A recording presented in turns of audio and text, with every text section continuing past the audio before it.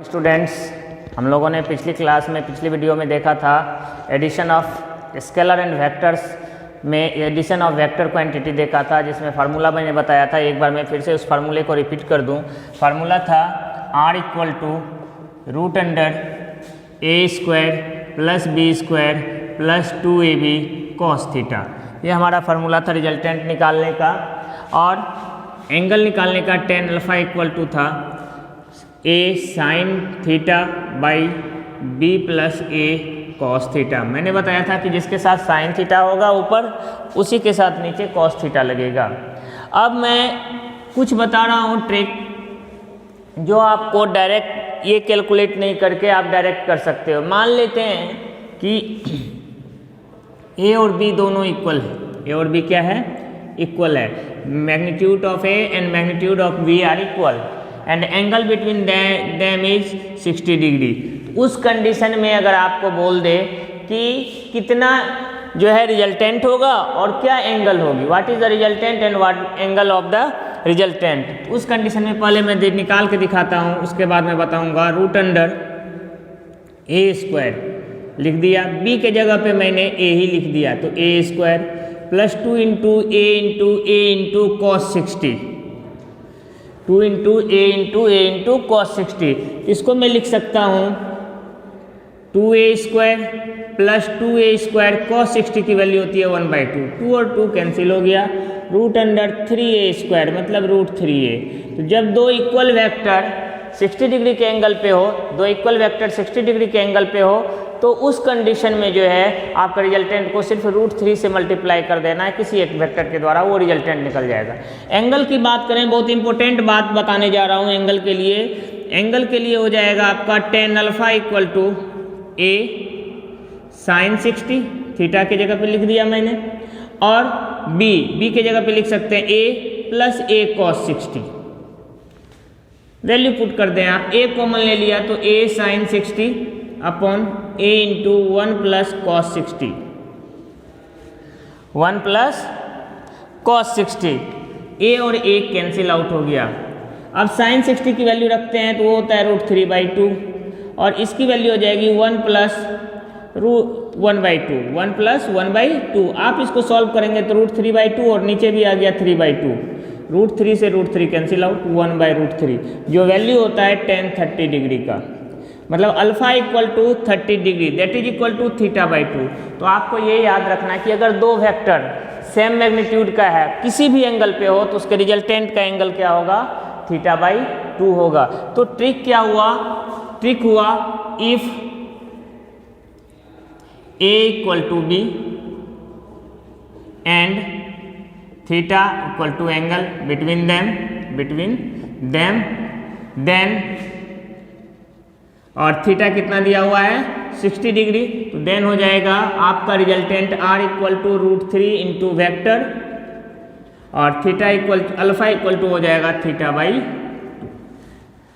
तो एक तो ये हुआ जो मैंने आपको बताया। अगर एंगल को आपको थीटा इक्वल टू 90 डिग्री कर दिया, थीटा इक्वल टू कितना कर दिया? 90 डिग्री कर दिया, और mod a equal to mod b है, mod a equal to mod b है, that means magnitude of the vector equal है। तो उस कंडीशन में हो जाएगा आपका, देखो जब थीटा इक्वल टू 90 डिग्री किया, तो हम यहाँ से देखें तो इस दोनों के बीच का एंगल कितना हो गया? 90 डिग्री। ये हो गया a और ये हो गया b, मतलब इसका रिजल्टेंट ये वाला होगा। इसका रिजल्टेंट कौन सा होगा? ये वाला होगा। तो इसका रिजल्टेंट अगर ये वाला होगा, तो इसका मतलब हुआ कि ये राइट एंगल ट्रायंगल बन गया, और इसका रिजल्टेंट का मतलब हो गया r equal to root under a square plus b square. और ऐसे भी करके देखें तो a square plus b square plus 2ab cos 90, cos 90 की वैल्यू होती है 0, होती है टर्म हो गया 0, तो मतलब पाइथागोरस पे आ गया ये। अब थीटा इक्वल टू मैंने क्या बोला है? अल्फा इक्वल टू हो जाएगा θ/2, that is equal to 90/2, 45 degree. कितना आ जाएगा? 45 डिग्री। एक तो ये पता चल गया। मैंने क्या बोला है? a और a बराबर है, तो मतलब r इक्वल टू क्या हो जाएगा? रूट अंडर a का स्क्वायर प्लस a का स्क्वायर, तो रूट 2a का स्क्वायर, तो root 2 into a, root 2 into a, मतलब cot 45 की जो वैल्यू होती है, cosec 45 या sec 45 की जो वैल्यू होती है, उसके अनुसार ये आएगा रूट 2a। क्लियर है? तो एंगल को आप हाफ कर देंगे अगर आपका दोनों वेक्टर का मैग्नीट्यूड बराबर है और रिजल्टेंट का एंगल पूछ लिया तो उसको आपको क्या करना है, हाफ कर देना है एंगल को। एक तो ये हो गया, इस तरह के क्वेश्चंस आएंगे आपको एंगल निकालने के लिए रिजल्टेंट के। अब मैं आ रहा हूँ क्वेश्चंस पे कि क्वेश्चंस किस तरीके से आएंगे। तो 3 क्वेश्चन मैं यहाँ लिख रहा हूँ और तीनों का मैं ट्रिक बताऊंगा कि एंगल कैसे आप डायरेक्ट बता दोगे कि एंगल कितना होगा। तो मैं 3 क्वेश्चन बताने जा रहा हूँ इस वीडियो में, उस 3 क्वेश्चन पे हम लोग देखेंगे। क्वेश्चन नंबर 1, फर्स्ट क्वेश्चन है आपका, if vector A has magnitude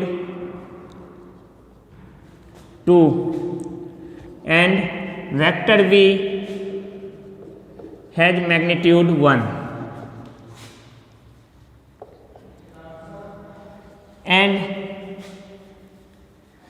and resultant of this vector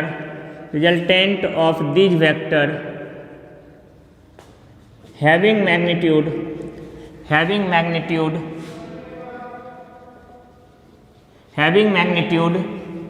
3, कितना है मैग्नीट्यूड 3,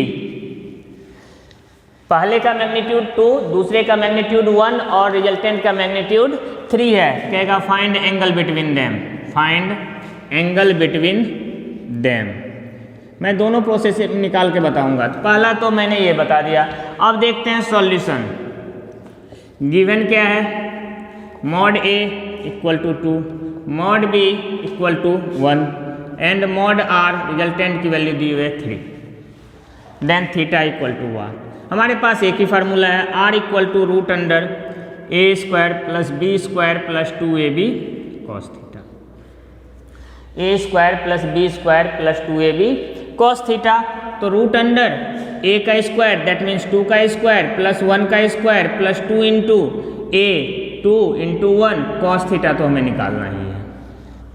और इधर ये दिया हुआ है 3, तो हम लिख सकते हैं 3 इक्वल टू रूट अंडर 2 का स्क्वायर हो गया 4 प्लस 1 प्लस 4 कॉस थीटा।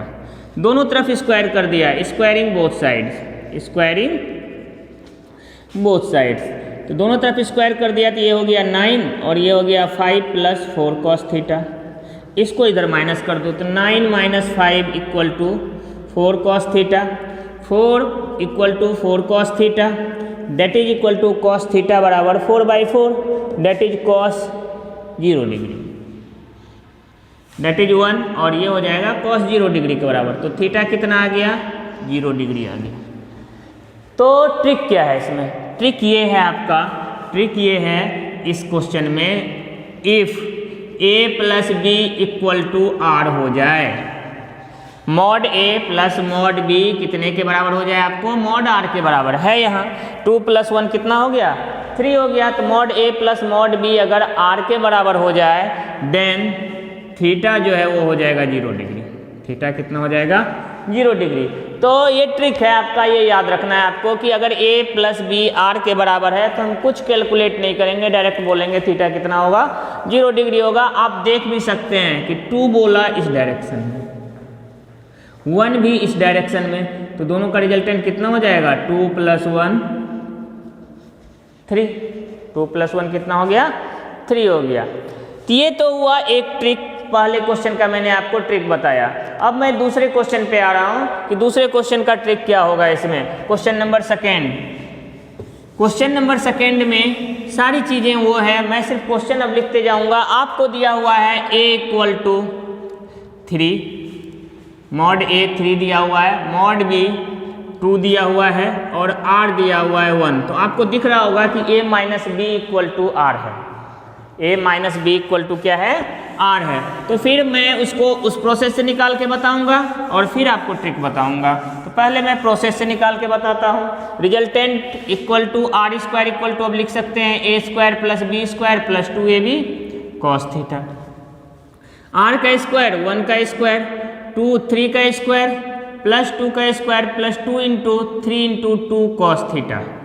ये तो हो गया भाई साहब 1, ये हो गया आपका 9 plus 4 plus 12 cos theta that means 1 equal to 13 plus 12 cos theta. 1 minus 13 equal to 12 cos theta. cos theta equal to -12/12 that is -1 cos 180 degree के बराबर। तो यहाँ थीटा इक्वल टू 180 डिग्री और पाई लिख सकते हैं। तो आपका इसमें ट्रिक क्या हुआ, तो ट्रिक है if a minus B equal to R, if a minus B that is equal to R, then theta दोनों के बीच क्या हो जाएगा 180 डिग्री। करके देख लो, a हो गया 3, कह रहा है कि b जो है a हो गया 3 और b कितना है 2 है, तो b 2 है तो 2 वापस आया।